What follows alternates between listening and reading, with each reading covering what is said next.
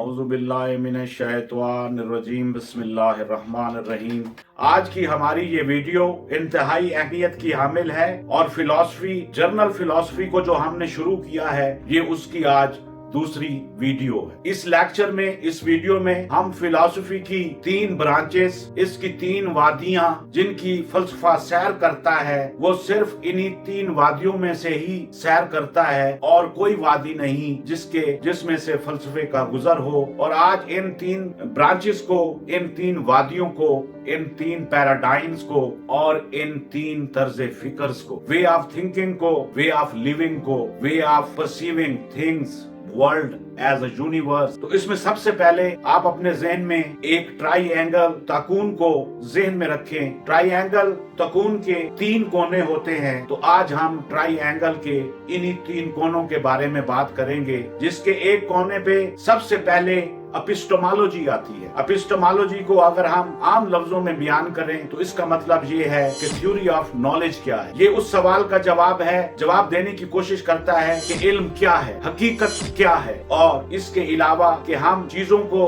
किस तरह जानने की कोशिश करते हैं, किस तरह हम इल्म हासिल करने की कोशिश करते हैं। अगर हम अपने हवास से परसीव करते हुए किसी भी थिंग को जब कोई जहन में मायना देते हैं, जब कोई मीनिंग देते हैं, तो उस वक्त ये भी इल्म की तारीफ में आता है। जबकि इन कंट्रास्ट एक दूसरा फिलोसफर्स का जो गिरोह है, उसका मानना ये है कि नहीं, जो नॉलेज है वो आउट ऑफ आवर लाइव्स, मतलब है आउट ऑफ देयर है, वो हमसे बाहर है, वो सच, वो रियलिटी, वो अल्टीमेट ट्रूथ बाहर मौजूद है। हमारा काम सिर्फ उसको दरियाफ्त करना है, उसके बारे में रिसर्च करना है, उसके बारे में जानना है और उस तक पहुंचना है। जबकि दूसरा गिरोह, जिस तरह मैंने बात की, कि वो ये कहते हैं कि अपने हवास से और जहन में बनने वाला किसी भी शय को, मादा को, मटेरियल को देखने के बाद, जहन में किसी भी ऑब्जेक्ट को देखने के बाद, इस ऑब्जेक्ट और सब्जेक्ट के दरमियान जो कॉरेस्पॉन्डेंस जहन में होती है, उस चीज का नाम इल्म है। तो ये एपिस्टेमोलॉजी है जो थ्योरी ऑफ नॉलेज पे बात करती है। आज का ये मुख्तसर लेक्चर हम बनाएंगे, जिसमें अगली हम वीडियोस में इन एपिस्टेमोलॉजी को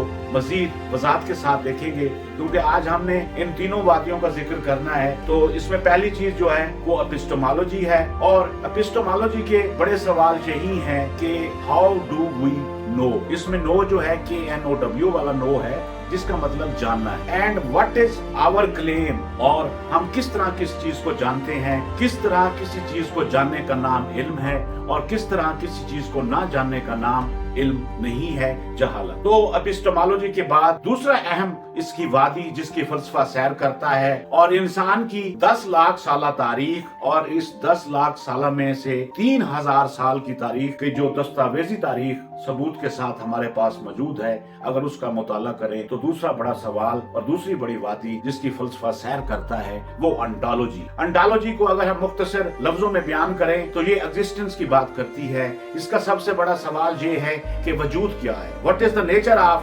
existence, what it's ultimate goal, meaning of life क्या है, हमारा इस दुनिया में आने का मकसद क्या है, हम किस मकसद के लिए आए हैं, और एंड ऑफ लाइफ क्या है, लाइफ आफ्टर डेथ क्या है, अब्दियत क्या है, और इसमें और बहुत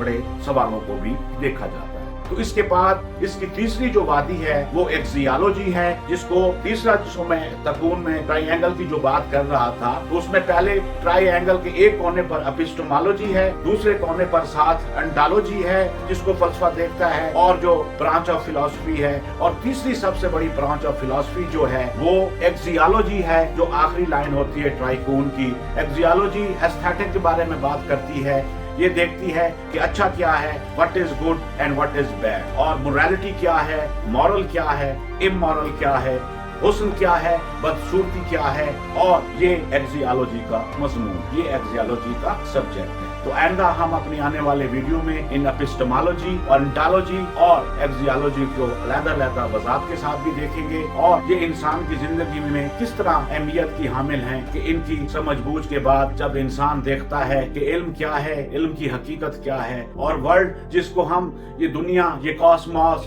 ये सब कुछ, पेड़, पहाड़, दरख्त, बड़ी बड़ी बिल्डिंग्स, ये, लेकिन मैक्सिमम लाइफ 70 साल, 80 साल, मैक्सिमम 100 साल।